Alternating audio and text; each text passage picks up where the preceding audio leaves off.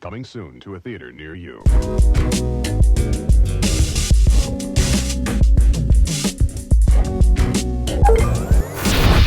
Yo, episode 13 of the Real Ones podcast with myself, Mr. Marin, and my main man, 50 Grand RB. RB, what's going on, my brother? Man, nothing much, man. You know what I mean? Getting ready to see Beyonce's, this weekend. It's Beyonce weekend in LA, y'all. Get in formation, dogs. I know I'm in formation. I'm going on B's birthday. That was the tickets. Yeah, the 4th. I was the tickets I was able to snag. You going with tomorrow? Yeah, tomorrow. Yeah, which is the second. You know what I mean? So this probably be out like next week. So hopefully we'll be experienced. We have our pictures out and our chrome. You're not wearing the chrome. Nah, I ain't doing the chrome. Sorry, B. Like you got enough disco shit going on there. You got the chrome horse, all that shit. I'm not gonna be chromed out. You gonna be chromed out? Yeah, I got a little chrome. Oh, this brother gonna be chromed out. I'm good. I'm not gonna be chromed out. But shout out to the people that was checking for the pod. I was just in New York. I just celebrated my birthday last week. Word. Happy birthday, man. Happy birthday. Thank you, my brother. Yeah. Applause real quick. You know what I mean? Is that the one? Yeah. That's it right there. I celebrated a birthday last week. It's so funny because on my birthday, this year I wanted to be with family. Mm-hmm. Like this was the year I was like, damn, I miss my family and friends. I was all down and depressed, and I went through it. You know what I'm saying? I got my family here that I celebrated my birthday with. Mm-hmm. Then I got a call. I had to be in New York for production, and they was flying me out. Oh. So I took that call. Mm-hmm. I took that opportunity. I went out to New York, and I was with fam and friends. So shout out to everybody in New York that spent, that helped a brother celebrate his birthday. Mm-hmm. Also, as I'm in New York, I'm minding my business, doing what I'm doing on set, and a brother comes up to me. It's like, really? Yo, ain't you the dude in the podcast? I was talking shit about Quentin Tarantino. So I was like, that could have went many ways. Right. But he was like, yo, I fucks with that. Yo, that was funny as hell. Yo, and I'm tired of them talking about us. Why we can't talk about them like that? Yo, shout out to you, my man. Shout out to you. So clearly the Quentin Tarantino episode is still out here in these streets. Still resonating with people. It's still out here. You know what I'm saying? Yeah. But yo, Beyonce weekend. Mm-hmm. What's very fascinating. We living in two Americas right now. Because you got Beyonce doing what she's doing. Like literally people are selling, giving up all sorts of things to get to see Beyonce. And then you got Taylor Swift going on right now. And and everybody's trying to make her the new Michael Jackson famous, Yeah. Well, it's crazy because I was on set a few weeks ago and I love this production, but it always like runs like later than how most productions run. You know what I mean? So but this day, like the call time was 9 a.m. The wrap time was 4, and they were like, "Yo, we have to get out of here because all the producers, all white women, you know what I mean? All respect to them, they were going to the Taylor show. They were going to the Taylor show. I swear, the wrap time was at 4. Normally we like an hour after wrap. We got done with everything at 2:30. He was out. That was the hardest, fastest day I've ever seen. Let me tell you something. Dedicated. Women, white, black, green, blue, brown, don't matter. When they dedicated, when they about something, they don't play. Right. They don't play. What you was just telling me, but right before we started the show, that there's hospitals nearby that there's a nurse shortage because. Oh yeah. Well, every time Beyonce performs in the city, there's like a nurse shortage at like the nearby hospitals. Like crazy. And it's because a lot of nurses are calling off. This is crazy. I'm telling you, we are in two Americas right now because like we're really seeing the divide especially between white and black women with the Taylor Swift and Beyonce thing. And I heard last night that Beyonce has a Renaissance film. Yes. That Jeff Snyder reported that he was talking about how it's directed by I believe Nina Lee Cohen. Okay. And she's like a RC film festival darling kind of. But they said this is supposed to be very weird, very out there, very non-Disney, very almost like non-commercial, and they're about to shop it around the studios, which, hey, it might work when you just see what happened with Taylor Swift. The Eras tour, they're gonna AMC is carrying it. Is it? Are they exclusively carrying it? I think they're still distributing it in Cinemarks and Regals, but it's through the distribution company is AMC. Okay. Yeah. Well, listen, Shorty broke records. Okay, Fandango and AMC. She just made $26 million. Well, the film grossed $26 million in one day. Pre-sales. pre-sales. That is crazy. What you were just telling me is better than Spider-Man? Spider-Man No Way Home is bigger than Spider-Man No Way Home. Jeez, man. Yo.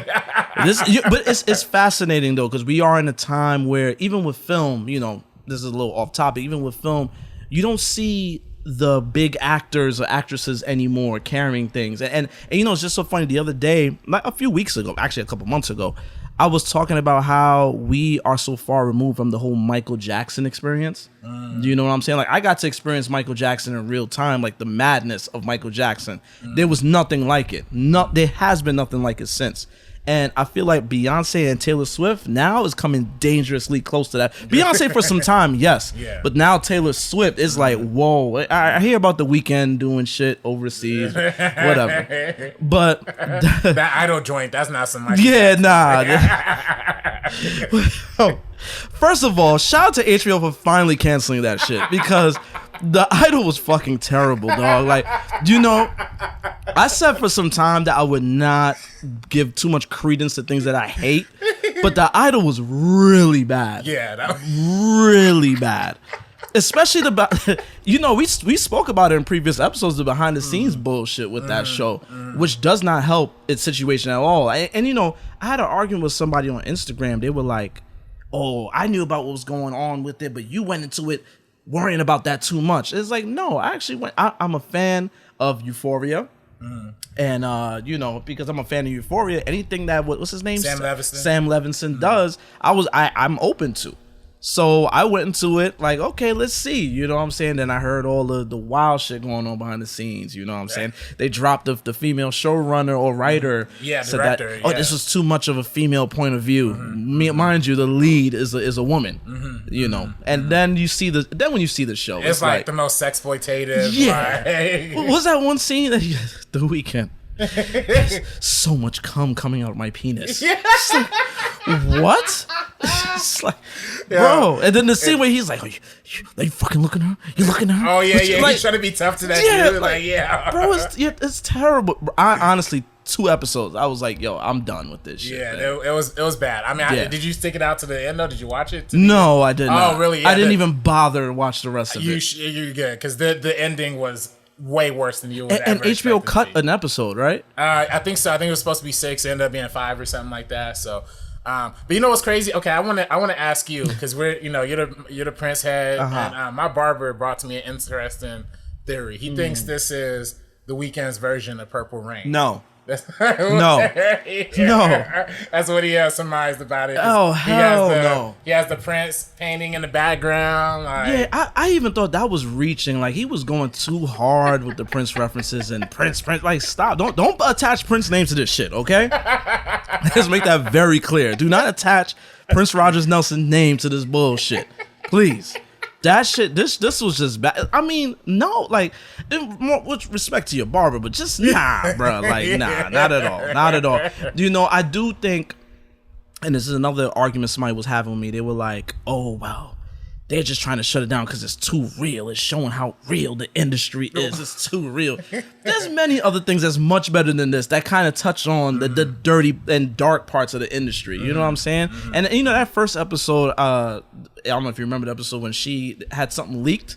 And they was on the set, and I thought that was cool because that's some real chaotic set shit. That's some shit that would happen. Do you know what I'm saying? Yeah, that's facts. Yeah. But then after that, the show just nosedives, bro. Like, the minute they introduce The Weeknd's character, it's just like, yeah, and like, he just can't act. He's just not a good actor. Yeah, no, he's not. And like you said, the sex was very gratuitous. It was just too much. Yeah, he's getting. I mean, the third episode had her getting like fingered in front of a whole group in the studio. Mike Dean, literally. Mike Dean is in it? Yeah, literally, Mike Dean is in this show.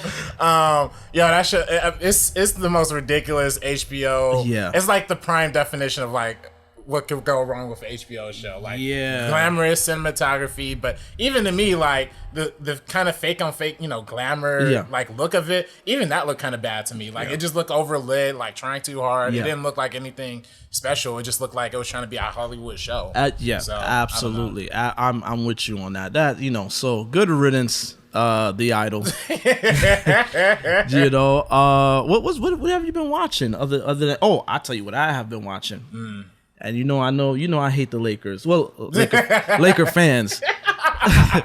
But Winning Time, Yes. oh my God, getting good. I loved that episode when they was cutting between like what was going on with the Lakers and Larry Bird. Oh yeah. And it was like it got real cinematic for Larry Bird, like his origin story. Oh, I love that. Is great television, man. Yeah. I love every bit of Winning Time. Like, are you feeling it just as I'm much? loving it. Yeah. I thought the when the first season first started, that first episode was so long and it kind of moved a little slower. Yeah. But after that, it really started picking up pace, and I'm really digging it. Like you said, that kind of back and forth between Larry Bird, just the conflict with Paul Westhead, man. I mean, I knew this story, but like I never seen it like dramatized, or I never read the book. So seeing it portrray Jason Segel, right? Jason Segel, yep. Yeah, man, he way better actor than I would have ever given him credit for before this show. So and it's funny, but before this it got deep into it, I was saying to myself, damn, I can't wait to see Adrian Brody play the Pat Riley we all know, the slick bag. But this Jason Segel, this Paul Westhead's story is like, it's so captivating. It's like, oh shit, I don't want this saga to end. You know what I'm saying? Because he's gonna eventually get canned. I mean, it's not really a spoiler. It's happened in real life. Right. You know what I'm saying? So, oh man, this is I love every bit of the show. And I seen the creator or the writer of the show, one of the two. It might be the same person. He's on Twitter really trying to get people to like watch it, that way they could get a third season, because as you know, the actors can't really promote the show. Right. You know what I'm saying? A lot of that's going on. So yeah, because by the time it started, I kind of just saw it on Max and was like, oh, this shit started already? Like, so I caught it that weekend it started. So yeah, man, I'm enjoying that too. Yeah. No, Winning Time's the joint. I've been watching a lot of stuff lately, but I can't really like put a finger like what exactly it's been.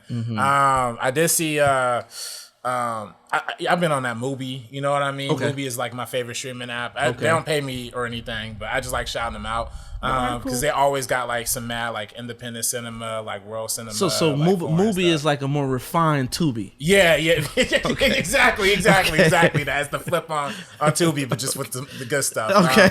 And this past week, I guess they had a lot of the films from like Todd Haynes. He's the filmmaker who did like Carol recently, and then some other films back in the day, like I'm Not There, Bob Dylan movie and stuff like that. So I've been watching a lot of those films because they were leaving this week. So I was really digging in on that. But yeah, I TV right now it's crazy with this strike going on. I don't think there's going to be any good shows like coming up soon. Oh, you know what I did watch too? Shout out to Sabrina, our co-host on First Cut. We got a review coming up for this movie coming up this weekend. But Bottoms. I was just saw a tweet from about Marshawn Lynch. Because he's in it. He, I love Beast Mode. Like his personality, like he's easily one of my favorite personalities in sports, whatever. And he talks about. I don't know the story, so in a second you're about to tell us and myself what the story is about. But he says something about how he did this film to kind of repent for how he reacted to his sister coming out when he was like 15, 16 years old. Oh, okay. So he was like, yeah, I did this role to kind of do, kind of repent for that because I was immature back then and blase blah. And I heard he improvised most of his lines in this film. Yeah. If he improvised everything in this film, he killed it because he was like probably one of the funniest parts. And what is it about? It's literally about these two lesbian young ladies in high school. Rachel, I can't pronounce her last name. Is she the one that's in The Idol? Yeah, she's in Rachel The Idol. Sanat, Rachel like Sanat. She's in The Idol. She was in the director's first film, Shiva Baby. She also starred in that. She was in Bodies as well. Bodies. She was also in that short appendage that Matt Green produced. Shout out to my man Matt Green. Yeah. So she's been around, but she actually co-wrote this film with the director, Emma something. I'm gonna again watch our review on First Cut. We get the names right on there. But it's basically Rachel and Ayo Ibroli from The Bear, and she is booked and busy. She's in everything, dog. Yeah. Jeez, she's like in Ninja Turtles and that theater camp. I want to see that theater camp. Yeah, I heard it was cute. But the I mean, it's comedy. You know what I mean? I don't know. But this movie though, it was a high school comedy and akin to like Superbad, but like with young lesbian women. But it turns into a Fight Club kind of movie because they're starting a Fight Club in their school to defend themselves against like men, and I guess there's a rival high school that's about to come in and like mess things up. So then they start like a self-defense club that's like a fight club, and it's just, I don't want to talk too much more about the plot. You just got to see it, but it just goes off the rails quick. Oh, like, is it in theaters? It's in theaters, yeah. Okay. They did a limited release last week, which like the limited releases were like all sold out. Now it's coming in. It's a real like, it's a satire piece. Like you should know that. Like the depiction, like people should know it's a satire, and like the depiction of men is pretty, you know, like not good. You know what I mean? Hey, like, I mean that's okay. That's the comedy in it. You yeah, know what like I mean? listen, like, bro, if you're gonna be all tight in the ass about it, like come on now. There's a bunch of things that let's think about film and just the media throughout the years. The way women were portrayed in so many things for decades. Like you know what I'm saying? I was just listening. Shout out to Michelle Mission, is a podcast of two brothers, older brothers, and they was talking about Willie Dynamite, blaxploitation film from like the 70s. And like, yeah, the woman in that film was just all prostitutes, you know what I'm saying? Like, you know, like almost every woman in that film was a prostitute. So I listen, man, if men are looked at a certain way, whatever. Like I know men, we ain't shit. Like I mean, come on, we ain't shit. So it is what it is, man. Yeah, it's a really funny comment. I just know some people, like, you know, there's people on Twitter that will just like, this movie was so not in, like what a disgraceful second feature. But those people are the same people who got mad at Barbie and like saying the snowflakes. You know, yeah, the snowflakes. Yeah. The macho men that friggin' melt, you know, or fucking snap at the sight of. Shut up, bro. Shut up. Grow some balls, bro. You'll be alright. You'll be alright, dog. You know what I'm saying? Yeah. Well, I also would like to issue an apology. I was listening back to the last episode, and I had some pretty strong opinions about why I would not go see Blue Beetle. Now, listen, and I'm pretty sure I said worse off camera. I'm going to say it right now. I didn't see the movie yet. Still didn't see the movie. But our platform is all about elevating black and brown filmmakers. You know what I'm saying? Despite, you know, the DC WB thing. Y'all know how I feel about that. If y'all pay attention, y'all know I ain't even going to go into that anymore. But I was kind of harsh. I kind of came off kind of harsh about the Blue Beetle film, all right? Listen, what's the brother's name? The brother that made the film? Angel Manuel Soto. I was, you know, and it's so funny. The universe will find ways to talk to you, because after we wrapped recording, I was seeing so much encouraging stuff from online. Just, everybody was like, please get behind him. And he's so happy that he was able to bring this film to the big screen and representation and so on and so forth. So I apologize. I owe it to myself and that brother to go check out the film. Just check it out. It's good. Like I heard it's good. Yeah, it's good. I'll check it out. You know what I'm saying? I don't want to shit. This is my hate is not with him. You know what I'm saying? He's a good dude. Yeah. You know, I'm gonna take your word, because this brother RB is a good dude. So if he say he's a good dude, my brother, I am sorry. I'm gonna check out your film. Might not be in theaters, but I'll check it out regardless. Oh no, that shit's gonna be on Max soon. I'm sorry. It's not doing well. It's not, you know, it's not the fault of the filmmakers it's not, or the film. No, WB buried it. They buried it. Like, I'm for sorry. no reason. It was terrible. Right. Terrible. And that's my issue with, that's really with them. Did you see, I was on TikTok. Did you see, I'm going to shout out these pieces of shit real quick. Nerdrotic? Oh. that name just does not sound like a good. Did you see their review for, first of all, they covered Blue Beetle, and their video was called Let's Taco About Blue Beetle. And it was a group of white people, white men and women, just hammering down on the film, talking about how one guy was just like, oh, I just hate how these films with black and brown, you know, characters just go so heavy with the culture. They just constantly remind us about their culture and this and that, as if, you know, God forbid, you know, a bunch of Mexicans or black people in a film acting black or Mexican. I don't know. They listen to their music and engage in their language. Okay. And then there was the white woman that was there, and she was like, how it's about I forgot how many. First of all, the number might have been exaggerated. It might be a play on the stereotypical thing with Mexicans, but she was saying how there was like a bunch of adults in the house, they can't pay their mortgage. No. How does that happen? How does that? And everything was, and then the other guy was like, everything was salsa, taco. Like, yo. That shit was racist as fuck, dog. Yeah, nah, it's bad out here. That's not cool. Yeah. Like, that's not cool at all. And if you know anything about Mexican culture, you know, me moving here, I got to learn a lot about Mexicans.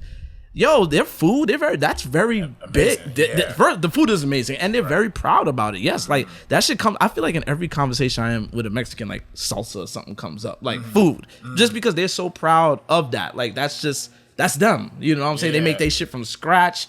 We going to Taco Bell to get this shit. They making this shit from scratch. You know what I'm saying? So if a film wants to reference that, okay. Right. That's low key. Funny you bring up the sauce at Taco Bell. That's low key why I cannot eat Taco Bell at all. I literally could not touch that food. I'm like, yo, dog, there's real tacos right around the corner. Yeah. Like, we can get something better. And it's the hole in the wall spot. It's the spot that look greasiest tortillas and the nastiest looking meat. And yo, fire. Smack you. Fire. Oh, man. So shout out to the Mexicans and shout out to Blue Beetle. Yeah. I know it's getting, you know, and that's another thing I don't like. It's the pylon. It's just like, oh, this is doing worse than the Flash. Oh, this is worse. Yeah, all right, we know. But it's also nobody knew about Blue Beetle like before. Like the Flash is one of the most popular characters in the DC world, and that only opened to 60 million. Like that, you should know what the expectations are. Yeah, the fact that Blue Beetle got to 25 next to the Flash at 60, that's an accomplishment right there. Yeah, and by the way, the budget was only I think 120 million for it. So like even though like the Flash is a lot more expensive and it made a little more money, the profitability factor for Blue Beetle is a lot lower. I really do hope they continue like this franchise. I got, like you mentioned, the director, he's a hardworking dude. When I met him at LA La Leaf, the Latino International Film Festival, he was talking to me like, yeah man, I did like 26 shorts. He did 26 shorts before he got his first feature. Shout out to him. And then he did his first couple features. Hold up, man. Yeah, but, oh, that's the wrong one. There you go. I mean, yay, but yo, shout out to him. Yo, shout out to brothers, my black and brown brothers, sisters out here grinding. Like, yo, Hollywood is no joke. Yeah. As we can see right now with this strike, everybody getting it right now. You know what I'm saying? Yeah. Hollywood is no joke. So if you grinding and stuff like that, I got nothing but that's why I said I had to dial down like my reaction to it, because it's like it was like, John, like, yo, like don't shit on it. Ain't about you. It ain't about you, my brother. It's really my hate for WB and DC. Justifiably, they dropped the ball repeatedly throughout this whole process. And no funny. I don't want to say this to hate on Blue Beetle, but I heard that they went to WB talking about doing an origin Bane film. Really? And WB was like, nah, we want to do Blue Beetle. Yeah. So this is something that literally nobody asked for. You know what I'm saying? So it's like, you know, you throw this on him and he made some of it and I heard it was good. So yeah, it was good. It was good. George Lopez was really great in it. So again, they should have, I don't know why they didn't push the George Lopez factor of it. He was like the best part of the movie. Well, they ain't push shit. Like it's crazy. They didn't promote nothing. It was bad. It was bad on WB. Yo, WB, y'all gonna pay for your sins. I'm gonna keep telling y'all that. Y'all gonna pay for your sins. They barely got bailed out by Barbie. Like, Barbie they accidentally stumbled on it with that one. Right? Yeah. They just fumbled on that. But I don't think they moved Dune 2 out to next year. We'll see how that's gonna work out. But we'll see. The movie atmosphere is not gonna be looking the same if this strike goes on like too much longer, honestly. Man. I seen Fran Drescher talking about we financially stable. We could hold off for another 6 months. So I'm just kind of like, hold on now. We are out here. We know we taking, shout out to people taking non-union jobs, still trying to work. You know, it's hard for a lot of people. I know people that's, have to give up homes and shit. It's getting rough. I know. I mean, thank by the grace of God, we getting by. You know what I'm saying? We work in film and in production. We getting by. But it's been rough. So shout out to everybody out there on the picket lines. I know you was just at a picket line. Yeah, I was. Yeah, there was a Black Males writers and in Hollywood picket line gathering. There was a lot of amazing people out there, man. A lot of black men and women, a lot of melanin out there. So it was it was feeling good, man. It was a good time. Good. So this episode, You know, let me just make it very clear. We are not promoting films. We are just talking about films. Right. You know what and that's saying? why this is kind of a more of a better episode to do, because more of a retrospective. Yes. It's more older, you know. Yes. We'll talk about the new film that's out too. Yeah, so we you know, as you know, the GOAT, Denzel Washington, is in theaters right now with the Equalizer 3. We both saw the Equalizer 3. I saw it last night. And you know, it's crazy. Denzel Washington has been making films for like a good 4 decades or so, and he is still a hot ticket. Any film with Denzel Washington's name on it, it just goes.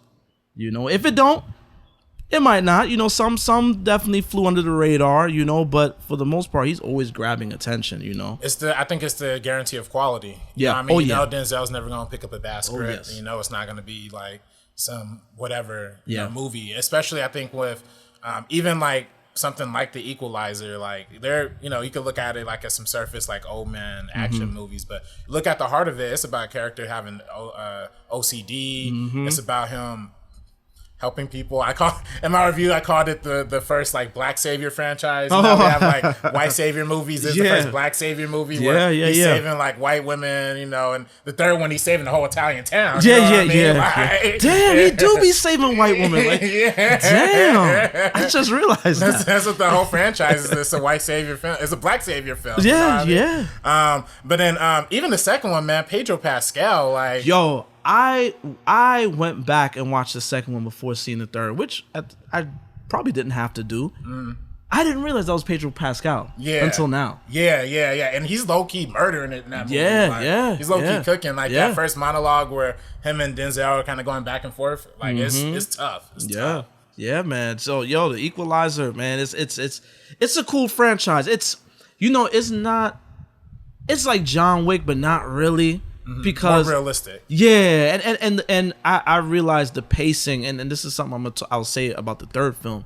The pacing is it's more of a slow burn. I feel like the first film more so was kind of like, you know, it got going, but the last 2 films were more of slow burns. It's like, you know, with John Wick, you kind of know his motive, but it's just like he on the freeway fighting, he's doing that, he's hitting, he's in a club, he's doing it feel like every scene in that film he's kicking ass. This one, it slows the pace a lot, because when Denzel gets going, they want you to know, oh, these motherfuckers deserve it. Yeah, we're gonna show you why they deserve it, because I feel like every villain has just been a piece of shit. Like, you really felt like, yo, I want him to stick that gun through his head and shoot other people. You know what I'm saying? It's like, when it gets brutal, it's like, it feels like it's deserving. You know what I'm saying? And this one is no different. I feel like the second one, I'm not going to front, the second one was more on the forgettable side. Yeah, I think the second one had a lot more plot. It's a lot more of like a conspiracy theory kind of plot on it, so it didn't have that much of a lasting impact. But I went going back and like rewatching it. I like that one a lot, especially Austin Saunders playing the that kid, little gangster neighbor or whatever. That was kind of funny too. But I love the third one's, like you said, the pacing, the cinematography from Robert Richardson was next level. I mean, just from that opening scene when he's like sitting there, like, you know, rubbing his ring and like getting ready, he's just like, yo, this is, you're on some artsy stuff. Yeah, no, the minute they show him, just the light cascading on him, it's like, just beaming on the head and the overhead lighting. Yeah, that's Robert Richardson. He's iconic for that, like, overhead lighting. If you've seen, like, he did a lot of QT movies, but he also did a lot of Oliver Stone films. Platoon. He's behind that. Yeah. Okay. He, and also, the Hateful Eight, like those iconic shots were like. So would you say? Would you say that, you know, the scene and in Clocker's interrogation scenes is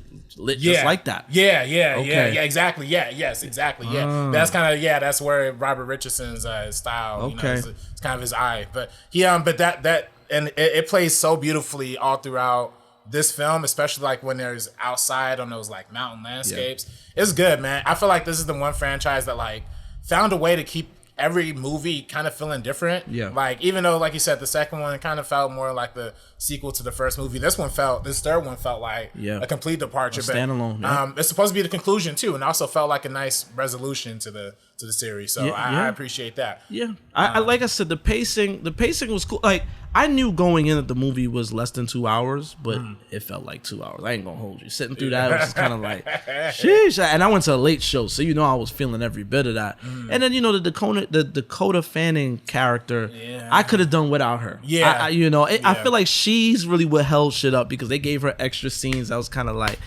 let's go, let's keep this moving, let's keep this train rolling. But they do, I don't want to say what happens at the end, but they do kind of tie it back to her character, ties into the franchise somehow. But it just kind of felt like she was thrown in it. It really did feel like hey, what's Dakota Fanning doing now? Didn't her and Denzel do Man on Fire? Let's just bring them together again. That's what it felt like. You know what I'm saying? I did, Which this is, funny enough, Tony Scott and Denzel have 5 movies together, and now this is Antoine Fuqua's and Denzel's 5th film. Yeah, wait, so what's their 5 films? Training Day? The Magnificent Seven. Magnificent Seven. And all 3 Equalizer films. Oh, shoot, so that's right. Yeah. And then Tony Scott, obviously Crimson Tide. Yeah. He didn't do Pelican Brief, but he did Unstoppable. The Taking of Pelican 1, 2, 3. Pelham 1, 2, 3. Yeah. That's another great iconic collaboration. But Denzel, he knows when to lock in with great directors. Throughout his entire career. Oh yeah. And I this is why I think he's the GOAT, man. I just feel like his selection of scripts. I don't know who's doing the select. I don't know if it's his agent bringing these things to his attention. He has just been on one for years. He, like I said, he's had some slip ups. His first film, Carbon Copy, which is I watched Carbon Copy like I almost say like 20 years ago. I was definitely like a freshman in high school when I watched it, and it's very like it was just. I mean, I just can't take this handsome, manly Denzel Washington is this white man's kid. Like, he's like, daddy. I was like, nah, bro. But you know what? Every actor has their, they got to get in somehow. Well, you know what? And I just watched it for the first time today, research for this show. I ain't gonna lie. I was cracking up. There are some hilarious lines up in there. Even though it is like an unbelievable concept. Like they're kind of like not selling you on it that well. Yeah. But it's the idea, for one, Michael Short's bringing Denzel into the forefront. The fact that Denzel's whole career has pretty much been defined by black directors. From Michael Short's to Spike Lee to now, Antoine Fuqua to extent as well. But what I found, it was just such a interesting commentary having like the black, the guy is adopting a black kid, but the wife is such a vibrant racist. Like she literally cannot stand being even like in the sight of a black person, and she's like tolerating him from one conversation, and he's like, oh, you know what? Maybe we do like this boy Roger. We could move him into the garage. He's like, oh, well, what if I told you he's our son? And she like moves out immediately. Yo, that film could not be made today. Let's just make that very clear. That shit could not be made today, and that makes it special in its own right, because it's like that's some shit you would never see today. It was if y'all want to watch it, it's on Tubi. There's some good lines. Like there's one scene where they're like climbing up this beach, like from beach, and then it's like the camera stays in this wide shot, and the comedy just plays. So Denzel's such a theater actor, you could just tell. Yeah. And like when they're walking up the hill, he's saying like, we could wrestle together. We can we can play games. Yeah. You could take me to a Chamber of Commerce meeting. I could take you to a Third World Liberation meeting. And it's just so stupid. Yeah, it's funny. It's so odd. It's such an odd film. I have not watched that film since 2003. No funny shit. I might need to go back. I might need to go back and watch it now. Denzel starts off with that, but then he ends up going into other stuff. Like, I want to say, what's this movie? A Soldier Story is really what puts him on the map. Oh yeah. He plays Peterson. Was it Private? I know they like in the army. Yes. Yeah. And that's a crazy cast. David Alan Grier, very underrated. David Alan Grier. Robert Townsend is on that. Yeah, that's right. That was the first Robert Townsend. Yeah. What's my man from in the heat of the? Man. Not Sidney Poitier. No. It's not Sidney Poitier. Sidney Poitier. He played. Okay, it's funny you say that. Sidney Poitier plays the character that this guy I'm talking about plays in the TV show In the Heat of the Fire, or is it? You know what I'm saying? In the Heat of the Night. In the Heat of the Night. Yeah. Sidney Poitier plays it, but this guy I'm talking about plays him in the TV show many years later. Yeah, I don't. I forget his name. Yeah. Anywho. It's a great cast. So I think that puts him on the map, and then you got Cry Freedom, after that, which Cry Freedom, if you ask me, was really a Kevin Kline film. That was mostly about his character. Stephen Biko was just basically there just to be, it was kind of about him, but it wasn't his film. But Denzel, I think that I believe he got a nomination from that one. I believe so. And then Richard Attenborough directed that one, if I'm not mistaken. Yeah. And that's another thing. Denzel's Richard Attenborough, who plays my man name in Jurassic Park. Yeah. You know what I'm saying? They end up winning for Glory though. Glory, that was the one. That was the one that really did it. Like if Soldier Story put him on the map, Glory definitely got him on A-list status. From there, he freaking takes off. You know what I'm saying?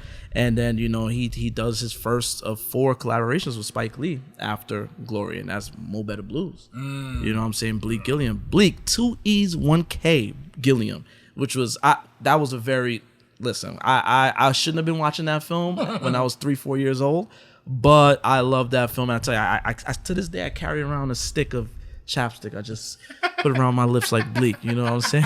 I always do that. Like remember the scene when Cinda Williams, who plays Clark Beatoncourt, when she kisses him and bites his lip and he goes off on her. You know what I'm saying? And then it's crazy because as the movie progresses, spoiler, this is a 30-something-year-old movie. Yeah, you gotta see it. Please go watch that. The brutal scene when he and Spike get their ass whooped in the back. And when he takes that trumpet and hits his mouth and just the blood, the slow-mo, the sound of the plane. Oh man, that. That is a great ass whooping. The Spike was in his Scorsese bag with that ass whooping scene. That was definitely taken from Scorsese. That's some Raging Bull type shit. You know what I'm saying? I love that film. That film. It's so funny. You're talking about seeing that too young, 3, 4. I saw that when I was 12, 13. I definitely after a movie, I started doing that Denzel nose thing. Somebody had to tell me yo, son, stop. Yo, you're gonna think I have a crack problem. Yo, Bleak Gilliam was so funny. He was so cool. It's I just wanted to this day, there's little things I do. I learned from that. I told you, I still carry around the lip balm. Still every now and then, it's just habit. But you know what? My lips is moisturized because of Bleak Gilliam. What can I say? You know what I'm saying? Denzel does slip up that year with the film Heart Condition. I haven't seen that one. Nah. Heart Condition is about a lawyer. Denzel plays a lawyer that gets into some shady shit. He gets killed, and his heart is planted into a white racist cop played by Bob Hoskins. Oh, I heard about this film. I haven't seen it though. It's nothing much to see, man. It's just it's just it's a comedy. Denzel doesn't do a whole lot of comedies, especially after this one. He doesn't do a whole lot of comedies. So this one was kind of odd. Was this around the same time as Midsummer Night's Dream, or? You know what? That was all in that early 90s period. I think it was around that time. Because that was also kind of a comedy-ish. But obviously it was Shakespeare. Much Ado About Nothing. Is that what it's called? It might be Much Ado with Kenneth Branagh. It was Keanu Reeves was Keanu Reeves. Yeah. It might have been Much Ado About It. I thought it was I thought it was Midsummer Night's Dream. That was a good that was also interesting. I watched that in history class back in the day, or I think it was drama class. Well, it was good performance, seeing him do that Shakespearean thing. We're going to talk about it later with the Macbeth movie. Yeah, because he comes from theaters. Denzel was heavy in theater, so he did that. And then 91 is Mira. I might be pronouncing her name wrong. It's a southeast? Is that Indian south? Yes. Filmmaker. Mira Nair, she does Mississippi Masala, which is one of my favorite. It's one of these gems in Denzel's catalog that's it's not the Oscar bait. I don't want to call it Oscar bait because whatever he does is definitely it's good shit. But it's not that film that's striving for the Oscar, but it's just one of those films that he just kind of does, and it's a romance, comedy, drama a little bit, about a black man in Mississippi dating an Indian woman who's played by Sarita Chowdhury. Beautiful Sarita Chowdhury. And yeah, that one is really good. Criterion just re-released that one like not too long ago. That film, I forget who was the original distributor, but that film got lost for a few years. Really? Like lost. Like they in could the 90s. Yeah. That's yeah. And this is my issue with black films. This is why they need to be curated and protected. Because how does a film from 1991 gets lost and is found in a random record shop in Memphis? Right. Like the original negatives. Like how, Sway? You know what I'm saying? Like, I forgot how she tracked it down, and then she brought it to Criterion, and they cleaned it up and did what they had to do. It re-released in theaters, I want to say 2 years ago, and then they brought it out on physical, on the Blu-ray and stuff like that. But it's like, how does that happen? How the hell does that happen? I heard Tales from the Hood was released by Scream Factory. I forget what year, but I heard for a long time they could not find that film. Really? Yeah, to source it, to do anything to it. There was a guy that reached out to me. He saw our Prince episode. He has the original 35mm film of Under the Cherry Moon. Yeah, that was screened at the premiere, and he was like, "Yo, I was working at a film archive, and they told me to throw this away." How does this happen? Right. Are these black films just lost in time? But motherfucking Birth of a Nation is protected like it's the fucking like Gone with the Wind. Like that shit is locked up somewhere. You can't even look at it. They love it so much that instead of like taking it down, they literally have a whole message in front of the movie. Like you have to, if you go watch Gone with the Wind, you have to sit through a 5-minute like video of like a black woman being like, "This is why Gone with the Wind isn't still appropriate today." Like, they got a black woman telling you that? Ain't that some shit?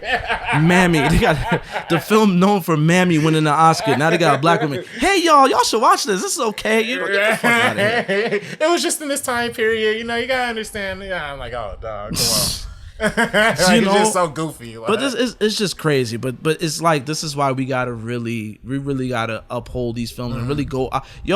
If you got money and you are into the arts, please find and save these black films. Like, come on now. Like, this shit is crazy. We can't be losing these shits. You know what I'm saying? So, he does that. And then 92 is the role I think Denzel was just made for.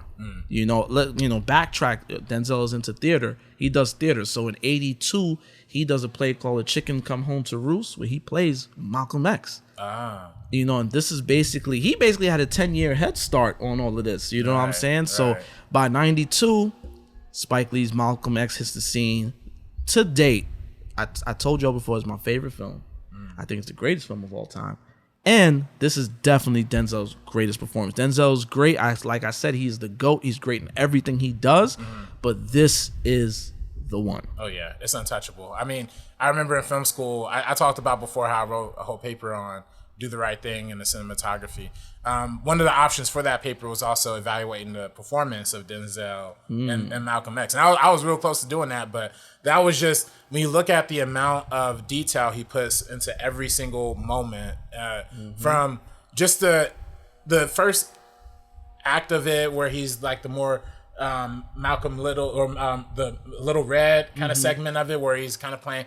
It's a fun, charismatic, traditionally like Denzel performance that like I think a lot of people will come to expect. But then it evolves into a much, like, every single act is just a different evolution of the character in such a detailed, profound way. It eventually becomes a struggle of incarceration, like man versus self, like self-reflectiveness, and then ultimately towards the end, it's him versus going up against the church. It's such a powerful movie that like is a deep inflection. I believe Spike Lee had talked about in an interview how Denzel didn't eat pork and like stopped drinking for like a whole year, like before getting into this movie. So he put the he did the Quran prayers, all of that.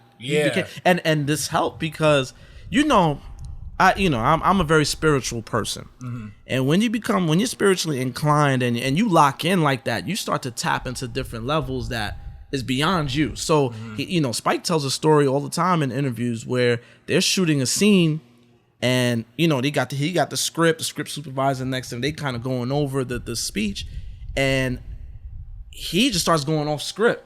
they shooting this on film. The film run out the camera and Denzel's just going. He becomes Malcolm, and then he said that like he approached him when the film ran out, and it was just like yo cut, like there's no more film. He's like, yo, what was that? And he said, yo, he had glassy eyes, and he was like, yo, that wasn't me. I don't know what that was. Wow. You know what I'm saying? Yeah. So channel Malcolm X. Yeah, no, man, it's real. And everybody talk about biopics where they're like, oh, this person looks like somebody. You got to play this person. No, like he looks nothing like Malcolm X. Yeah. Nothing like Malcolm X. But he embodied the character so much. I cannot see any.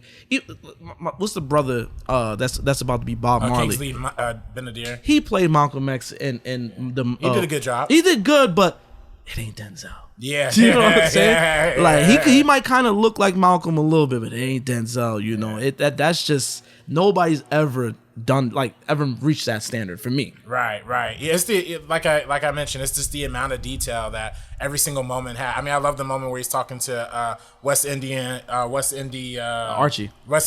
Yeah, like the first interrogation that they're kind of like cutting each other back and forth. Yeah. It's just so witty, and then. Obviously, everybody talks about the scene with the bullet, but the Russian roulette situation, which was amazing. But also towards the and then of course he's chewing out the white girl at the college. You know, this is the deleted scene where he helps another white woman. They shot a scene. Oh, really? Because in the autobiography, Malcolm X did say he regretted kind of curving the white girl. But right. But I mean, it was a funny moment in the movie. Yeah. But the evolution, like when he actually takes that trip to the pilgrimage to Mecca, yes. And he just has that beautiful moment like around all the other Muslims, and you could just see I don't know, it was just even I always say even in the wide shots you could feel Denzel's presence, even in that group of all those people, you could just feel him being entrenched in whatever spirit he was getting in. It was just every part of it was just beyond profound to me. It's a beautiful film. It's beautiful from beginning to end. And like you said, you chronicle, the evolution. It's like every act is a different film, but it's all one. Right, you know what I'm saying? Right, it's you're really, so then now when you get to the final act with his assassination, it just cuts that deep because that anxiety that every time I watch it, I get anxious knowing that final act is approaching. You know what I'm saying? Because you come to know Malcolm so this is all 3 hours and 30 something minutes. This is just so I could watch Malcolm X back to back, no problem. I've done it before. Yeah. HBO East, HBO West, Malcolm X, come on. I've done that before. So it's you just feel it, man. And it's an amazing performance. He was shafted in the Oscars. He was shafted. And we all know we don't need awards to validate things, but God damn it, when you're in this industry, you need that gold. You know what I'm saying? That gold means a lot. Especially when it's a performance like that. I mean, I don't even, no disrespect to whoever won that. I'm actually Google. It's Al Pacino. I'll tell you, Al Pacino. Which one? Scent of a Woman. 93. And you know what's crazy? Because Al Pacino. No disrespect to Al Pacino. That was a makeup award, though. Right. Dog Day Afternoon, Godfather 2. So many films Al Pacino did that he was nominated for and should have won for. He didn't. So they kind of it was the makeup call. Right. You know what I'm saying? Right. And I feel like they did the same thing. I think Training Day is the perfect example of that too. Training Day, definitely. Because I saw Training Day. I remember seeing Training Day in theaters. And I knew it was good, but I wasn't thinking I knew he was amazing in it. It's Denzel, but I didn't know that they was gonna give him the gold for that one. I was like, oh, that's the one. They curved him for Hurricane. The year before, 2 years before. For Russell Crowe for I think A Beautiful Mind or something like that. Which is dog. What? Y'all are just mismatching the exact wrong movies to be giving these actors awards for but that performance right there was just on some different level. But I mean, I'm talking about Malcolm X.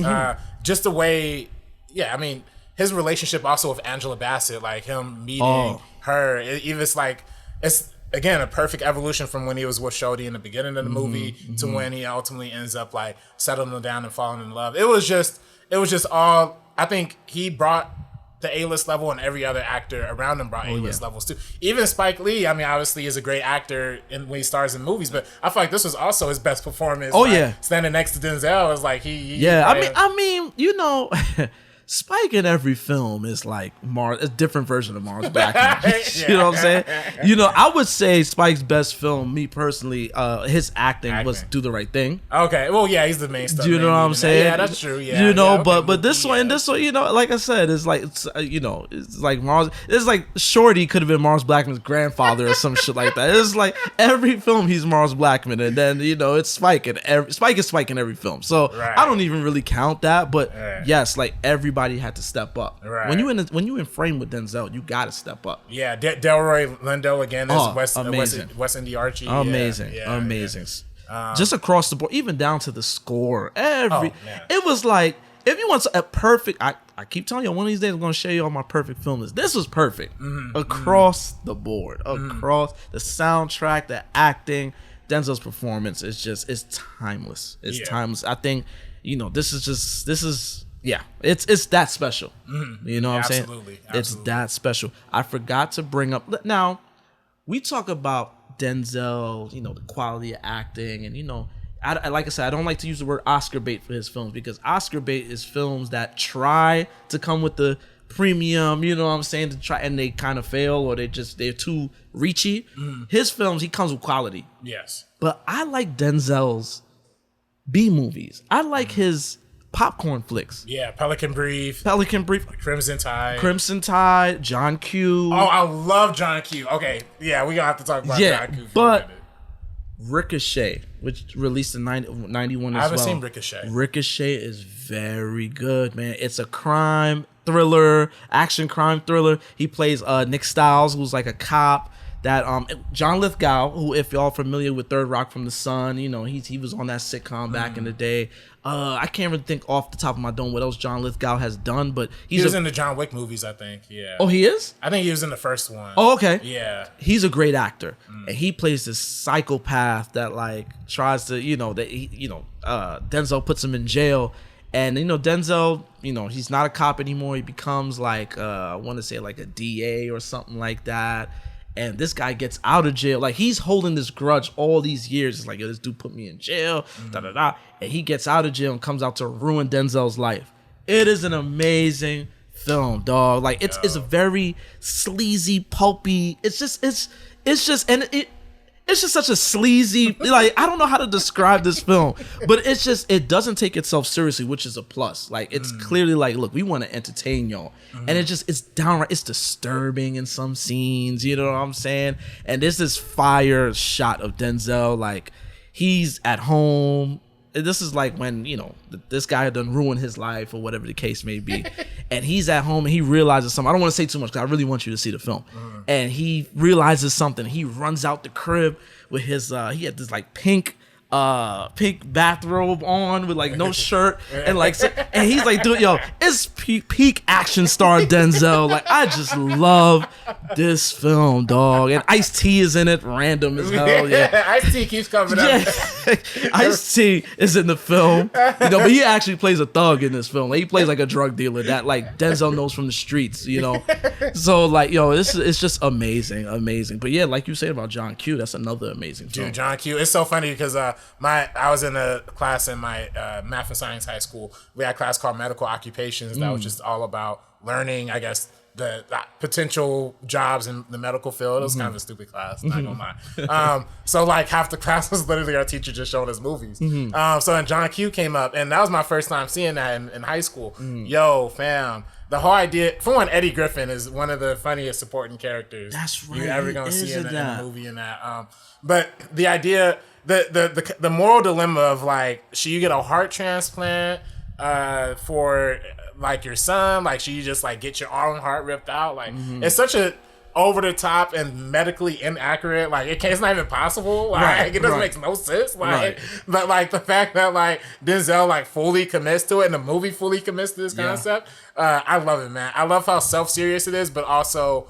Eddie Griffin is like perfect comedic relief. Denzel finds a way to make dramatic moments also funny too. Like, he'll give you like, he'll slap a character or like get in the character's face in a way that's just intimidating, but also just, you know, and that was all throughout John Q. And it just makes it, adds a little bit of extra humor to this kind of out there concept. But it's a good film. I think Wolfgang Peterson directed that one, if I'm not mistaken. I believe so. Yeah, it was that's my movie. If you talk to anybody in my high school, like who went to my class, like in my class of 2015, like we all have the same reverence for John Q. Nah, yeah, John Q is like I always say a hood classic. I remember when it came out, like it wasn't it did what it had to do in the box office. It wasn't like this, like, crazy, mind-blowing success, but everybody in the hood knew that film, man. We was all watching that joint. You know what I'm saying? A lot of us, our first DVD was John Q DVD. You know what I'm saying?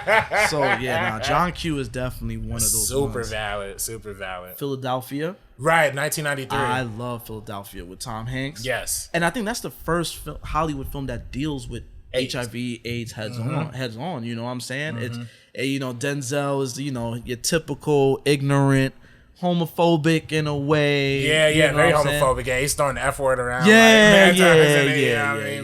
But it works because that's the position that a lot of America had during that time. I mean, even all the way up until the mid 2000s, gay marriage was not a overwhelmingly popular position. You know what I mean? We talk about that when we spoke about Brokeback Mountain. Right. That's the film that kind of like changed the conversation a bit. Exactly.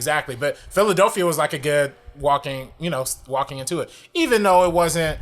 People would argue it might not be the best representation of gay people or whatnot in that film or whatnot, but what they did in the 90s and putting the movie stars behind it and Tom Hanks, which he won an Oscar for, if I'm not mistaken. I believe so. So yeah, I think it was an impactful movie overall. So I genuinely enjoy watching it. Like I only seen it like twice. That was what Jonathan Demme.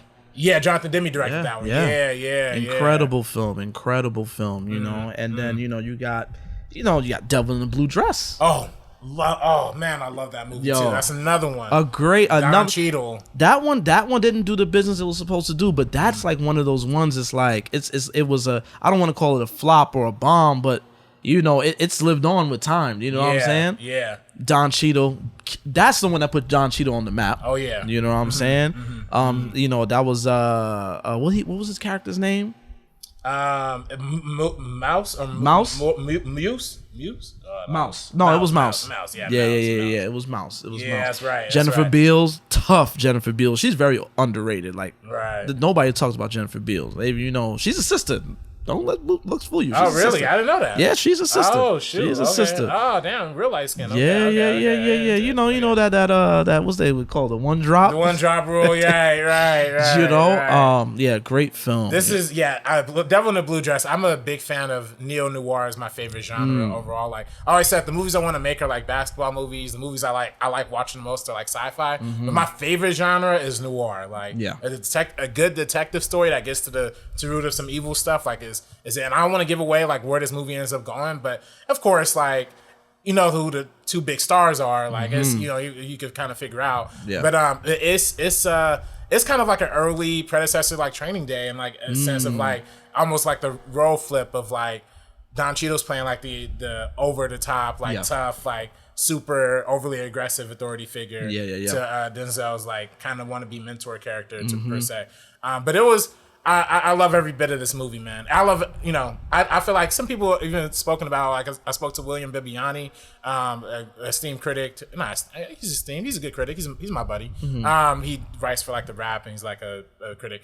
So I'm at the Equalizer screening. He was always like, why we were talking about why Denzel does the Equalizer films as sequels. Why I never won The Devil in the Blue Dress, which I would like to see kind of a sequel or follow up to it. Not right now, but I can see. But it's Hollywood for you, man. It didn't do Hollywood is very much a what have you done for me lately business. Yeah. You know what I'm saying? Yeah. And it's Denzel, but if the film didn't do what it was supposed to do financially, they're just like they clipping it. You know what I'm saying? Yeah. Which is crazy because I was just asking this past week, and I'm like, I was in the airport and I seen an ad for My Big Fat Greek Wedding 3, and I was like, when did it get 3 movies? Like I remember the second one came out, but where did this one come? Does this have the audience? But if it has the audience, they're gonna make it. They're gonna make it. You know, and I was about to talk shit, and then I remembered, I'm a fan of the House Party franchise. That shit got like I don't know how many films. Like they really could have stopped that too, to be honest. You know, but yeah, man. Nah, this is Devil in the Blue Dress is one of those ones, man.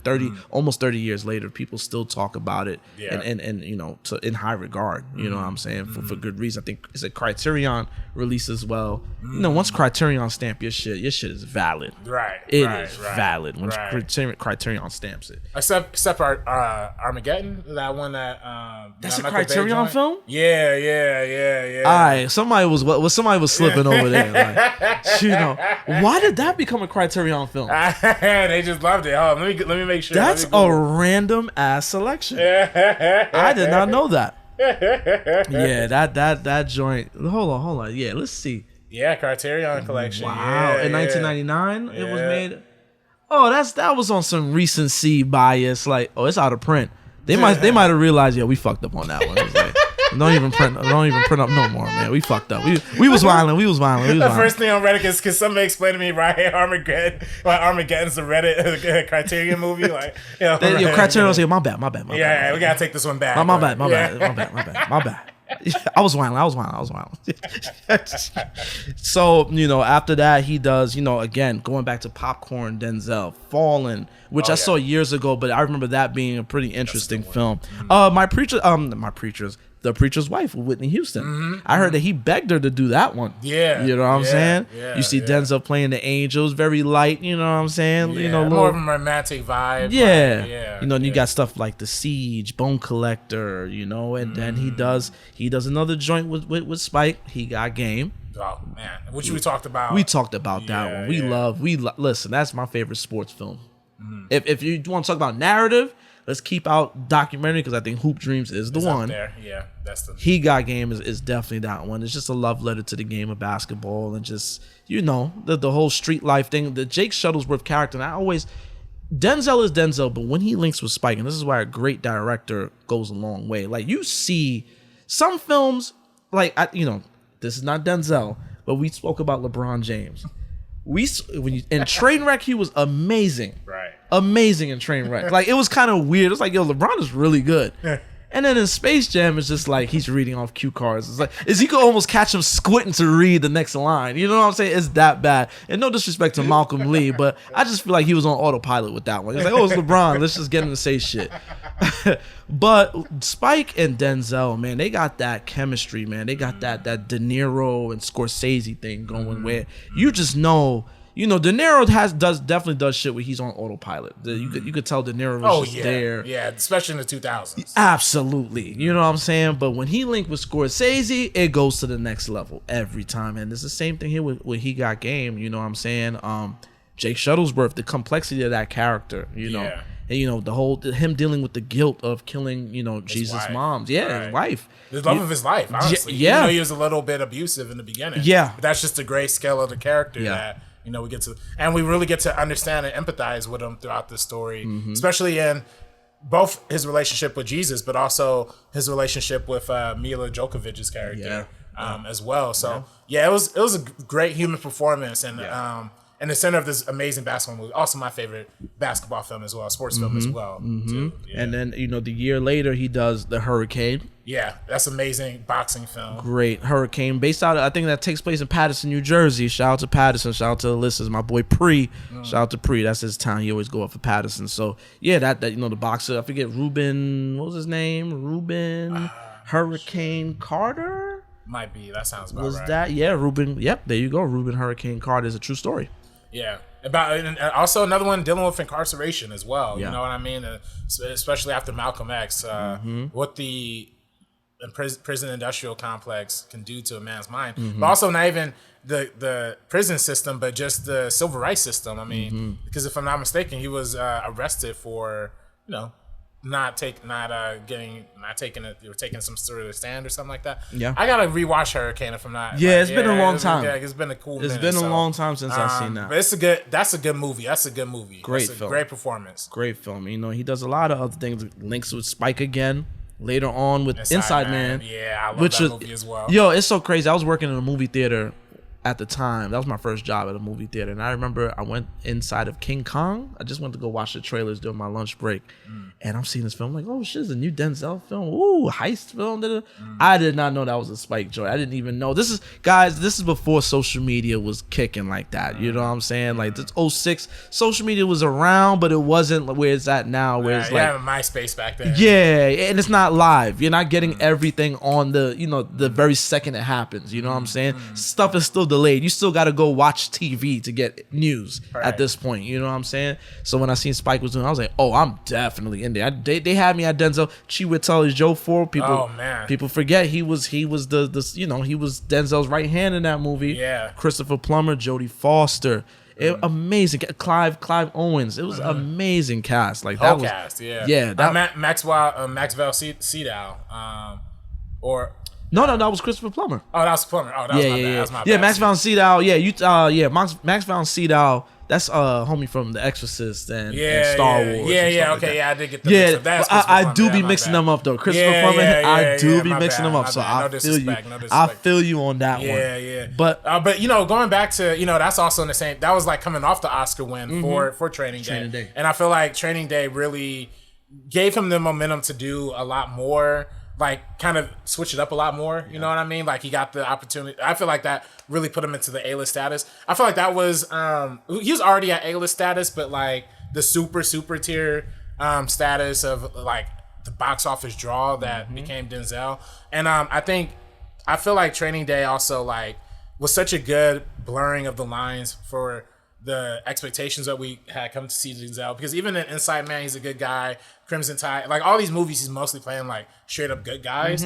I would say he's flawed a bit in Inside Man. Yeah, because he's a good guy, but he has things to him. There's a lot of unanswered, like there's the money that went missing from something that he was investigating. It's kind of like, where that bread at, bro? You know what I'm saying? He's flawed, but he is a good guy for the most part. Right. Yeah, I feel like Training Day was the movie that really tapped into the gray morality of the character. And I think that's what really sold it for being. For him winning that part. By the way, that's the first and only film. No, it's not the only, not anymore. But at the time, it was the first film to ever win the Best Actor Oscar from a black director. So a black director directing a Best Actor win. So that was interesting. So yeah, it was powerful. And also just behind the behind the scenes making of it, obviously David Ayer wrote the film. This was his first like major screenplay that put him on the map. It was based on a real like 1996 LAPD scandal called the Rampart Scandal, if I'm not mistaken, where all these police officers were doing the same things that were happening in this movie, like beating, shooting, taking, confiscating the contraband or whatever and just pocketing it. Yeah, so it's just like it was based on some real stuff, and I think the officer's name was Rafael Perez, who like reported all of it. So just like digging into like the real griminess of LA police culture is still to this day a terrible system. Even with their gang code program now that they have that they recently kind of disbanded, but it's like, this is telling a generational truth about the LAPD, especially in the era right after the Rodney King riots in LA. So it was getting to some truth, and I think that's why it really resonated with people. When it came out. That scene when he's in the jungle and he's like going off. I remember I was young. I went to go see it opening day. I remember we picked up my mom from work. She worked in Secaucus, New Jersey, and we went to the movie theater. I was nearby her job, and we watched that opening day. And I remember that scene in the jungle. I was like, "Woo!" He was just going off. You know what I'm saying? Like it was like.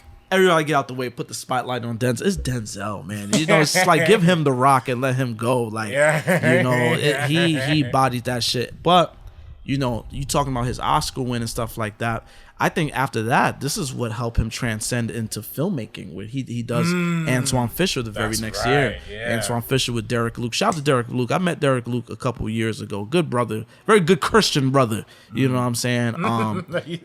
Seriously. He loved his Jesus, boy. He loved Jesus. Hey, good for him. Yeah, no, good for him. Hey, I ain't mad at that. Hollywood is weird. You know what I'm saying? So it's good that brother is wired. It's like, no, I ain't down with this weird shit. I love Jesus. Shout out to Derek Luke. Good brother.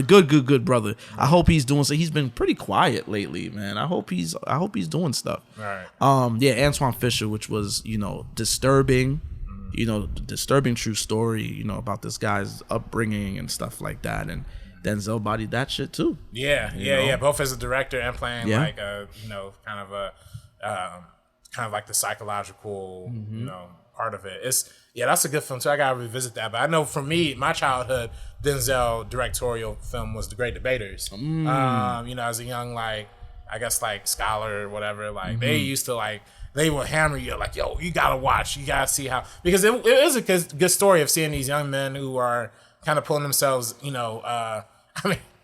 listen, I'm not gonna lie. Denzel's, you can also pin some very old school conservative values in some Denzel movies for sure. Like the old school, get yourself up by your bootstraps. Well, I mean, do you see Denzel? You ever seen a Denzel interview? He's very old school. I'm not. But it sucks because I'm on TikTok. And I see these guys is Denzel shuts down this woke reporter. So Denzel's down. He ain't on that side of but he does have his. It's an old school mentality. Yes, He's not conservative is not the right word, but no. But I know what you mean. I know what you mean. Because it is that whole movie and a lot of Denzel's films, even Remember the Titans. It is kind of this mentality of hey, help yourselves, young man. Get yourself together, straighten out. Which ain't a bad message. No, it's not. No. It's not. It's not a bad message. Yeah. No. It's just funny because it's just very poignant. Yeah. Especially Fences is the clearest example. Oh yeah, another Denzel directed film. Yeah, right. Fences, boy. Woo. I remember I left the theater after seeing Fences, and I was in a group chat with my siblings. This don't remind you of Daddy? It's he don't remind you of Daddy. And everybody's yo, dead ass. Yo, Fences cut deep, man. Yeah. Fences cut deep, man. And I grew up in, I'm in a Caribbean family, you know what I'm saying? So a lot of that, the father, I forget his name in Fences. Let me see. What's his name? Troy? Yeah, a lot, that harsh, rough. Yeah, that's my dad. You know what I'm saying? That reminded me a lot of my dad. My dad didn't raise me, but the times I've been around him and shit got real, it's very that. You know what I'm saying? It's that. So that one cut deep, man. Yeah. That was another great. Viola Davis, he got her on screen, snot bubbles crying and shit. Yo, she going in. That was enough. Oh man, that's yo. Yeah, they was going Enskies, and they had played the part together on Broadway, if I'm not mistaken, for 100-something shows. So it's another one he was just massively prepared for. He won a Tony Award for that one. Won a Tony Award, and then I think if you're asking me, he should have at least won the Oscar for that year. I don't know what ended up winning. It might have been something else that was good that year, but I really did appreciate that performance. Yeah. The movie, I don't like watching that movie. I cannot watch that movie. It gives me PTSD. Not PTSD because it's not I know what you mean. My real dad, but it's just every paternal black father figure. We all have somebody we can relate to that film about a little bit. Yeah. And then I just, the scene where he's going off on the son about being a musician, you want to waste your life doing that kind of. It's I cannot. It's just tough to watch. The scene where he's with McKelty Williams said he plays his brother. That's special needs. Oh yeah. That one is hard to watch. He's so rough with him. It's just I feel so bad for him. It's yo, come on, But then he's even the brother kind of is not he's he's trying to tell me, hey, come over here. He's nah, the brother kind of knows who he is. So he's kind of yo, it's just, yeah, man, it's deep, man. And then he's just such a flawed character, man. Yeah, he finds he has a kid elsewhere. It's like I said, it reminds me of my dad. It's just very, it's just too. It's a real film, for real, real black families. It gets and they use the script from August Wilson point by point. They didn't really change too much of the script. I appreciate that, but it also did feel like a stage play. But that's fine. It was a play. Did you see A Journal for Jordan? Yes, I did. He also directed that one. Yeah, me and my mom saw that one on Christmas Day. Okay, how was that? It's okay. It's pretty melodramatic. This is a story about a soldier going off to war and his Michael wife. B. Jordan. Michael B. Jordan. Yeah, it was a good Michael B. Jordan performance. It was pretty standard Michael B. Jordan performance. Because he ain't that great. Yeah. I like Michael B. Jordan, but he is not the strongest actor, dog. He does some it's okay work. He's not breaking the bank, or this is not anything revolutionary in this film, but it's an okay film. It's all right. Yeah. If you know, I could tell you what the plot's about. You'll know exactly how the movie's gonna play out. Yeah. So, but it's a good film. But I do appreciate going back to Fences though. the amount of attention that he puts into the business of being an actor, like the hand movements, the little things of like picking up stuff, like he finds like little consistent pieces and maneuvers to implement to almost every performance. And I think that's just like implemented. I think again, it goes back to the theater background of like finding a way to find business in between the quiet parts. And Fences was definitely one of his better like recent performances too.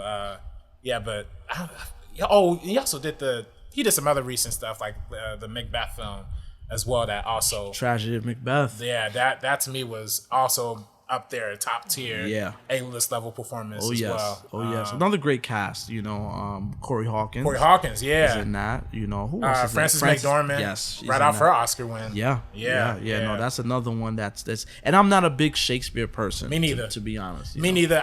When I first saw it, I didn't appreciate it as much because A, I'm not a Shakespeare guy, and B, I could tell it's a lot of references to Ingmar Bergman, the German filmmaker. Yes. There's a lot of references to that. I'm not as well read on those films, as maybe I should be. So maybe I gotta I figure I'm gonna go back and rewatch in a few years. But that there's a couple of scenes that just stay in my head. Like the scene when it's kind of like a spoiler, but when he's fighting up against Corey Hawkins and then he basically almost loses the fight because he just like picks up his crown. I'm like, dog, pick up the sword. But then he does stuff like that. But then meanwhile, there's that other scene where other homeboy is like coming at him with the sword, and he's like, "Come at me barehanded, bro." And he just like pushes him off to him, like, dog, he's manhandling fools.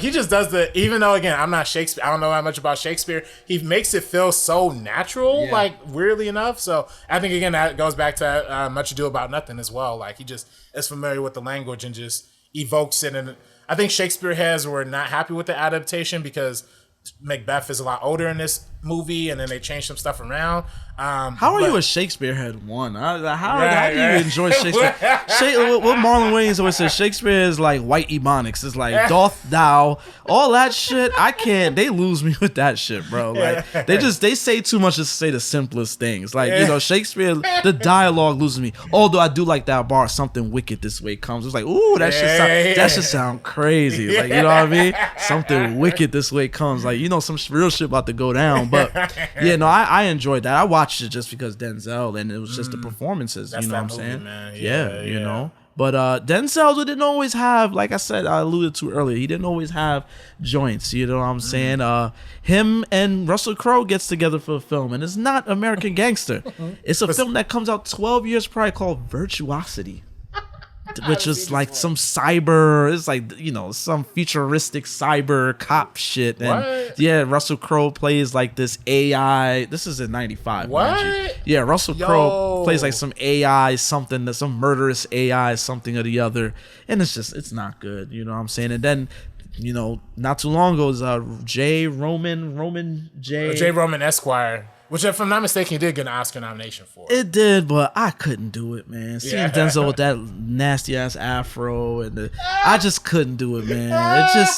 It was so distracting. I couldn't get into the film, honestly. It just didn't work for me. You know what I'm saying? With all due respect, And he I think he took out his cap, the natural gap. If you catch Denzel early in his career, that gap is flourishing. You know what I'm saying? He's definitely in Cry Freedom. He's playing Steve Biko. That gap is there. So later on you see the gap goes away. He has caps. Hey, that's, if y'all didn't know, now you know. Right. He took it out to play his character, and it's just I don't know, man. It didn't do it for me, and it didn't do well to box it. Listen, black people don't want to see Denzel looking crazy. We like that image of Denzel. Yeah, Denzel is dark Gable. He's smooth. You know what I'm saying? I didn't realize Denzel turns 70 next year. Wow. Yeah. He's starting to look it now. Like I see him at the Laker game the other day, and he looked like he's unk. You know what I'm saying? Yeah, he's definitely unk. You know what I'm saying? Yeah. I met Denzel a few years ago. I was at a holiday party, and I see this brother walk in with a trench coat, and it's like, he comes in and he's playing around with somebody. They greet each other, and he goes and sits down, and I see the all black Yankee cap, the Denzel signature, and it's Denzel. And I got to. He saw me. I saw him. I looked at him. He looked at me. He gestured for me to come over, so I came over. Dapped with him. Told him Malcolm X changed my life, and he's cool, man. Yo, that whole Washington family. I know his son Malcolm. I got to work with John David, and then I also got to work with Mrs. Pauletta Washington, his wife. Nice woman. Every time she was on set, it was like the set auntie. You know what I'm saying? I say good morning to her. She's like, hey, come here, baby, give me a hug. You know what I'm saying? And they're very good people. Shout out to the Washington family. They're very good, grounded people. Yeah. Because even his son Malcolm, like, you know, he was working as an assistant on something I was on, and his work ethic, you would never know. Like, you know, he could have mailed it in. You know, Denzel's my pops. I'm about to do whatever the hell I want to do. No, like, he came to work early every day, left late. He did everything he had to do. Good people, good people. Shout out to Malcolm. And I mean, even John David Washington, he's a real football player. Like, he really earned his way to the Rams. Like, no matter how much nepotism you are as an actor, you're not going to get your son onto a football team. That's just not happening. You have to work to get that. That was a pretty amazing feat as well. But also, speaking of his family, they're also members of West Angeles Church of God in Christ, my church that I attend here in Los Angeles, California on Crenshaw. Have you seen him? Yeah, he's been there. Yeah, he's been there a few times. I haven't. My family usually sits in like some of the big mega churches, so we're usually in the balcony. They're usually out in front, you know.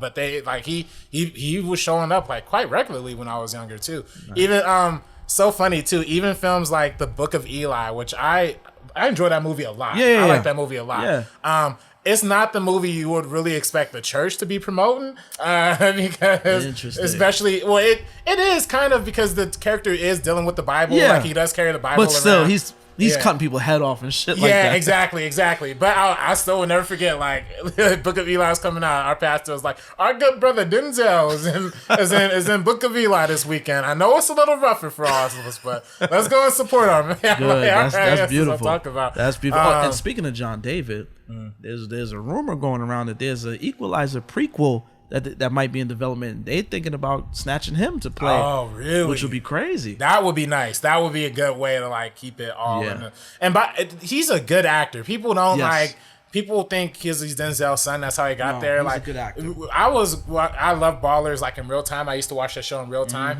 Me and my mom just started rewatching it again recently because they put it on Netflix. Yeah. And he, like, the first couple episodes, he's really giving like real performances. Yeah. Like, he's really going in. Not to mention Black Klansman, obviously, got the Oscar nomination for it, deservedly so. But even Tenet is like a very weird film, out there film. I still don't know what that movie's about. No, I don't know what it's about either. Trust me, I don't know what it's about either. But he is good in it. That's the one Nolan leading role that like isn't the most dry, sterile, like kind of. That's the one Nolan part that has like a little hint of comedy in it, and I feel like that's where he kind of brought in a little bit of that like natural charisma and shine to it. So I appreciate his performance in Tenet. But the creator that's coming out, that trailer looked amazing. Gareth Edwards. I'm sorry. That looks like a Star Wars prequel. You know what I'm saying? That looks like a definite Rogue One feel from that one. That one looks really good. John David has gotten to the point that whatever he's in, I'm in there for. Right. Except for Amsterdam. I did not go see Amsterdam. That was not good. I heard it wasn't good. I didn't go see that. I just didn't get around to it. You know? Yeah, that wasn't his fault. But it wasn't his fault, but he was definitely miscast. Like, he was not playing. I love him as a performer, but that was probably the one bad performance that like he might have had. But just because his character just didn't fit with the tone of the film. I feel like also Christian Bale had a bad performance, which is, you can't see Christian Bale really like doing that bad either. But he was weird. But yeah, man. But shout out to the Washington family. Oh, I was gonna mention before we fully get off of Denzel though. We didn't mention too many of his Tony Scott movies. Man on Fire, obviously everybody loves. That's an iconic action movie that I really enjoy to this day. Super, super great. The young Dakota Fanning. Yes. For me though, Unstoppable with Chris Pine is, I used to run that movie back so much when I was younger. Like when it first came out, and I think I might still have it on Blu-ray, honestly. That film is just such a good train movie that like, I think Denzel was actually running on a train. Yes, like, for real. Like in real, like they said that he really did that. Yeah. It was like, it's intense. Like it's an intense containment thriller inside of a moving train. It's a formula that we've seen a little bit before, but he just keeps you on the edge and just like. Again, I love when Denzel just co-stars with people because he just elevates them. I'm telling you, the Denzel popcorn flicks, man. Right, These are the ones Safe House is not bad either. I didn't see that one. That's with Ryan Reynolds. Yeah, I didn't see that wasn't bad. That's when I was on my anti-Ryan Reynolds wave after Green Lantern. I was like, yo, fuck this guy. I'm not watching anything with this guy in it. Then he redeemed you with Deadpool, though. Right? Yeah. He got me. Yeah, I'm back in. I'm back in. But yo, I'm telling you, Denzel's popcorn flicks are very. Two Guns were Mark Wahlberg. Yeah. Marky Mark that beat up Asian, immigrants. You know what I mean? Yeah. Listen, I'm calling y'all out. I'm sorry. Don't let him off the hook. Nah, I ain't letting him off the hook. But his popcorn flicks, I'm telling you, man, he's one of the few. Like, come on, like Daniel Day-Lewis is always going to do a film that's like, give me the Oscar. You know what I'm saying? And I feel like the fact that Denzel doesn't do too much of those, especially in the last 15 years, he's done a lot of like just entertaining films. I think he just. If there's a script that excites him and or a director that excites him, I think he just is down for it. And I think honestly, that's the makings of a good movie star. I feel like I love people like Leonardo DiCaprio, but I don't like how he's just not afraid to fail. Like you never see him work with like a first time director. You never see him work with a black director. Like it's like, come on, dog, like shake it up a little bit, like take a risk. That's the one. Like, you brought up a very valid point. That's very true. Same thing with Matt Damon. Like Matt Damon, even though Matt Damon has some misses, but you can see everything Matt Damon's trying to do is like trying to be some prestige thing. I'm like, dog, come on, be yourself, have some fun with it. And he ain't never gonna work with a black director. Yeah, right, that's what I'm again. Yeah, it's another one. That's like these Rat Pack fools. I don't know what's going on. You know what I mean? Shout out to at least Marky Mark worked with John Singleton at the very least. But I liked Four Brothers. Yeah. I love Four Brothers. I'm sorry, like fuck Marky Mark, but that's a good movie. That's a good movie. He's another one that's not too great. The Happening. What? No. What? No. Yo, bro, when I first saw The Happening, I could not believe that scene. I said, nah. Are they being for real with this? Like, no, are they being dead ass? Is this for real? I could not believe that shit, bro. Yeah. But man. Yo, Denzel, man, just an amazing career. Like I said, it's so many films we kind of breeze by. Yeah. But it's just so much. Too many. Yeah. He is a real one for real. Denzel Washington is the greatest actor of all time, in my opinion. What you think? I think so too. I can't think of. I have a hard time thinking of anybody else. Yeah. Maybe y'all call it generational or what, but that's my guy. Like, and he's a box office king. Like anything he's in is going to shoot up to the top. Shout out to Denzel, man. And I'm not saying y'all need to go see The Equalizer. I ain't promoting The Equalizer. Yeah, because we're strike. I ain't promoting. I'm just saying I enjoyed it. Yeah. I'm just saying. Yeah, we can say you enjoyed it. Yeah, you enjoyed it. We give our opinion. I enjoyed it. If you want to go see it, that's up to you. Right. I'm just saying. If you also want to enjoy it in IMAX, because the way I saw it, it's good. If you want to get AMC Stubs and go see that joint in IMAX, go ahead. If you want to. You know what I mean? I ain't saying you got to, but no, I enjoyed The Equalizer 3, and this breaks, this is one of the rare third films that's not bad. Yeah. It kept the form, it kept the trilogy going, and also just it's the legacy old man movies. It worked with John Wick, but all the other ones, Taken 3 fell off a cliff. They had mad other ones. He did so many fake Taken movies. Liam Neeson. Like, it was like, bro, we get it. Yeah. Like, but no, this is definitely not in that realm. It's definitely not in the John Wick realm neither, because John Wick is just pumped with adrenaline. This one takes his time to get to the shits, but when it does, it's so good. Yeah. It's brutal. This one is brutal too. It's very brutal. I'm telling you, I'm gonna tell you right now, he sticks a gun through somebody's head and shoots people with that same gun, like, while it's in the person's head. That shit was crazy. Like, there's a few scenes I was like, ooh, like, whoa, like. But this one, this was very entertaining. Like I said, it's not gonna be, wall to wall with action, but when it gets there, it pays off. Definitely pays off. So I enjoyed it, and again, salute to Denzel. Again, he turns 70 next year. I did not know Denzel was that old. But shout out to the guy, Denzel. Actor, writer, or not writer, but director, actor and director. Yeah, man. He does it all, man. Shout out to Denzel. But yeah, man, that's episode 13, man. We had to give our props to Denzel real quick. Do you want to sign off or anything? Anything you want to get out there? Otherwise, just, make sure y'all check out the Equalizer review that I have on First Cut. And also have the written review should be coming out on Geeks of Color pretty soon. And then, also just subscribe to the channel if you not subscribed yet, or if you're following us, if you're listening to us on audio and you're not following us on Spotify or Apple. Subscribe, follow. You know what I mean? Stick with us, man. Stop telling me that you've been listening from day one, but you ain't subscribed, man. Dog. Come on, dog. Come on. Hey, it's free. It's free. Come on, it costs nothing. Right. But shout out to the people that do check for us, even though they ain't subscribed. Please keep subscribe. Checking. Yeah, keep checking, but goddamn, subscribe. Right. You know what I'm saying? So signing off, I am Mr. Marin. You can catch me at Mr. MrMarinKnows. MrMarinKnows. You can also catch me at Real Talk Film Society, REEL Talk Film Society. You can follow me at Director RB3 on all the platforms. And also, we're gonna be showing In the Static at another film festival in the coming up in September. If you're in Los Angeles, it's gonna be at the Real Black Men's Short Film Showcase. So it's gonna be in downtown Los Angeles at LA Regal Live. So if y'all need info and all that, the links are in my social media. So non-union, we supporting that. We supporting indie works. You know what I'm saying? Yeah, but shout out to the people that are striking once again. Mm-hmm. Hopefully we could get this together. I heard word through the grapevine said stuff should be good by October. I don't know. Right, I don't know. Hopefully, because brothers is hurting out here. Well, brothers and sisters is hurting out here. Brothers, they work. Shout out to the people fighting for their rights and all that stuff. But there's people on the ground working. Mm-hmm. There's these people that we literally do this for a living. We work freelance. We come on now, like. Mm-hmm. Let's get it together. Come on now. Yeah. All right, y'all. Again, that was episode 13. We are out. Coming soon to a theater near you.